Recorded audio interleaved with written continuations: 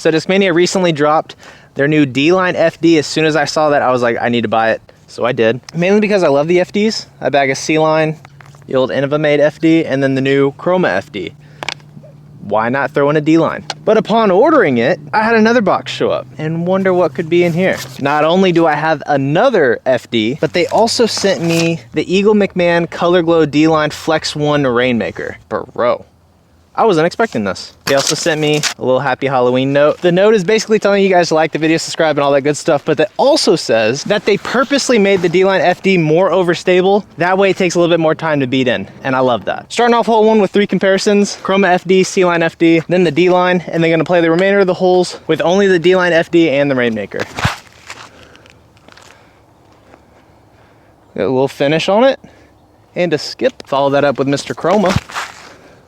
Throwing her out in the water. Let's go. I really hope I get that back. And now the C-Line FD. Kind of a bad shot. I got it back. Most overstable, stable, not really understable, but on the lesser stable side. Doesn't mean anything, I'm just stating facts. All right. First ever putt with the Color Glow D-Line Flex 1 Rainmaker. Should I switch? Oh. All right, now we're playing regular disc golf. But I am going to do one more comparison at the end. There are a decent amount of trees out here that I'm going to be smacking around. So after the 18 holes, I'm going to compare this 1 round beat in FD to the fresh one, just to see a difference in flight after just 1 round. Uh-oh, hit something. They backed this pin up a little bit, so it's not as easy anymore. So they used to have it here, but they backed it up probably another 80 feet or so. And it's sitting perfectly on the mound where you have death left and right. And believe it or not, we have a putt. The fact that this bag is not falling over yet is pretty crazy. Okay, here we go. Wow. And the bag stayed up the whole time. If I shoot 8 down, I'm switching to P1s. You heard it here first. Little 250 forehand with the FD. This might be the first time I've ever forehanded an FD. And that's honestly not bad. I think I've got a legit putt. I am perfectly lined up with these trees. Do I go Anheuser? Or I'm going Heiser. Oh. It's one of those rounds where like, I wouldn't mind to smack a few trees, but I also like don't because I want to shoot good. Oh, I didn't mean to do that. Let's go see what it looks like though. It did knock a nice little chip in it.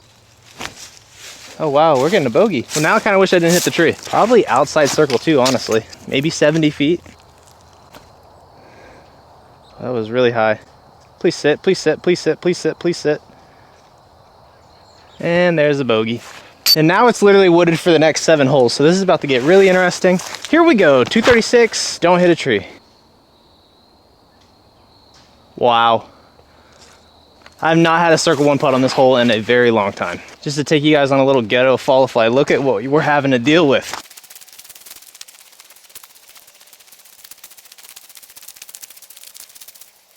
I mean, honestly, I'm not even sure I'm in the circle. We gotta get the birdie for the boys. Let's go. Here we go. That is how you get a bounce back birdies, ladies and gentlemen. Straight shot, 203 feet. I want to throw this so bad, but I know I'm going to hit a tree and it's just going to fold like a taco. So I'm going to wait. Taking the FD down this right lane.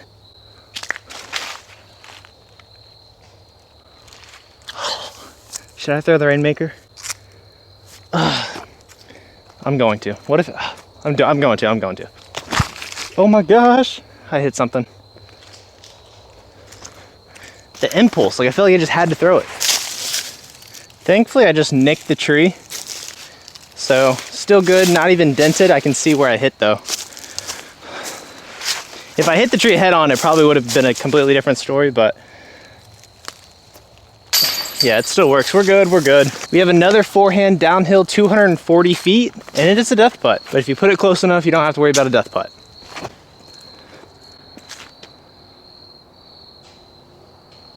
I think that's close enough. To be completely honest with you guys, I definitely missed my line, but who cares when you are this close? I think I like this pin position more than the other one you guys usually see me on. Now this hole I have some beef with, 175 feet. staring right back at me, and I bogey it 90% of the time. So we're not gonna go right at it though, taking the right gap, playing a little skip flare shot. Except we're not gonna skip or flare. I'm throwing the Rainmaker. Here we go. Oh, I didn't hit a tree, so that's good. I gotta go get it though. I'm not getting it. We're just gonna try to finesse this little bad boy down there with a little flex forehand.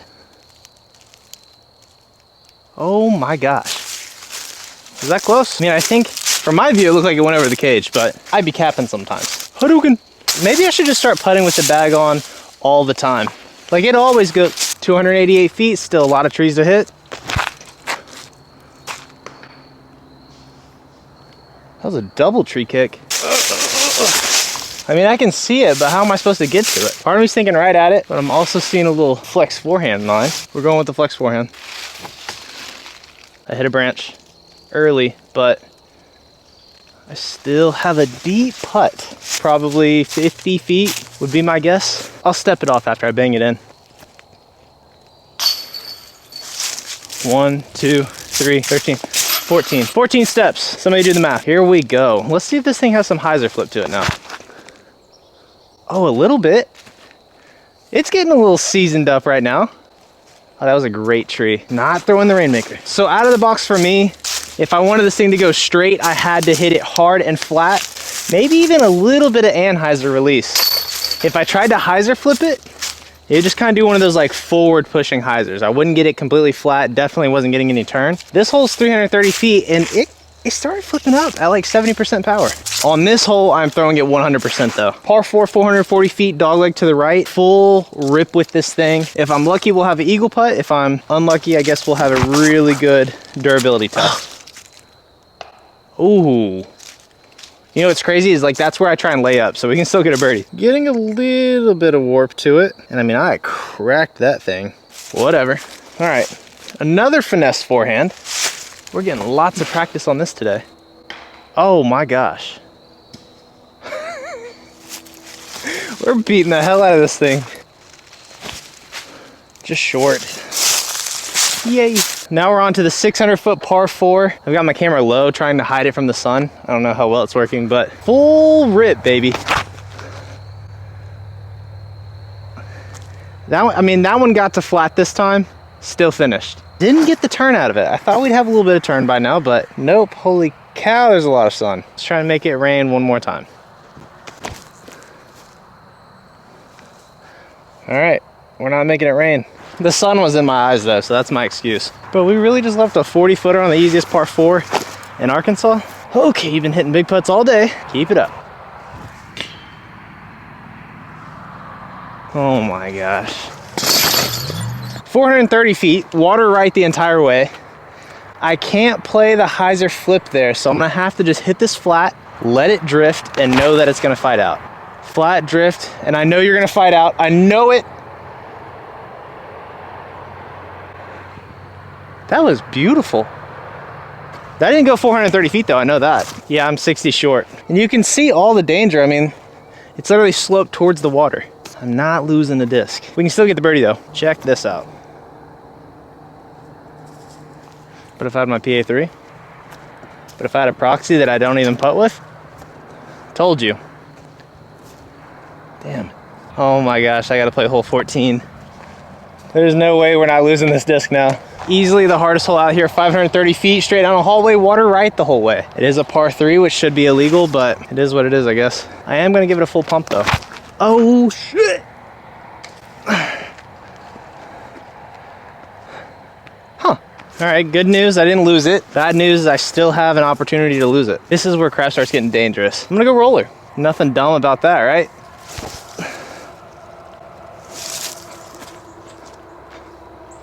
There's no way. There's no way. Oh my gosh. Are we about to save par? If I make this, this might be the best par save I've ever had on this hole. I do have this little hanging branch in the way though, and that might be a problem. Oh, I wanted that so bad. That would have been the craziest par save. What a bumper. Okay. Should I just go forehand roller? Nah, I'm just kidding. 315 with a nice little forehand flip up. Check up. Thank you. There's water down there too. Rainmaker. Alrighty. Whew. Thought it was dead center. Barely got over the basket. 300 feet, just gotta hit the gap, let the disc finish to the left. Come on, FD, don't let me down. Oh, butter. It's gonna be under the basket. Maybe like 15 short. Look at all of these leaves. I love the fall. Hadouken! All right, so I got a question. This first shot is my giggle shot. I'm not taking this for score, but if I make it in the basket, because it's my first shot off the tee, is it considered an ace? Even though it's a giggle? I guess we'll see. No, we won't. Okay, this is my real shot though. FD right at the bucket. Oh, this might be my real ace though. That was going in. If it didn't hit that branch, that was going in. Oh, would that have been considered an ace? I mean, I don't want to be that guy, but I'm pretty sure that was gonna go in if it didn't hit the branch. Like fairly certain. It was definitely hitting band, I can tell you that. All right, the last hole and the final comparison. We've got a D-line FD that's just survived 18 holes in the woods, and we have a brand new, never thrown D-line FD. Let's see the difference in flight. The one that got jumped is going first. Got some drift to the right, but then still a nice finish at the end. And Mr. Clean, fresh out of the vacuum seal. No turn, just flat with more of a finish and a skip. It's pretty nice. I didn't put these perfectly on the same line, but I still hope you guys could kind of tell. They ended up pretty close to each other though. Last chance to make the Rainmaker fly.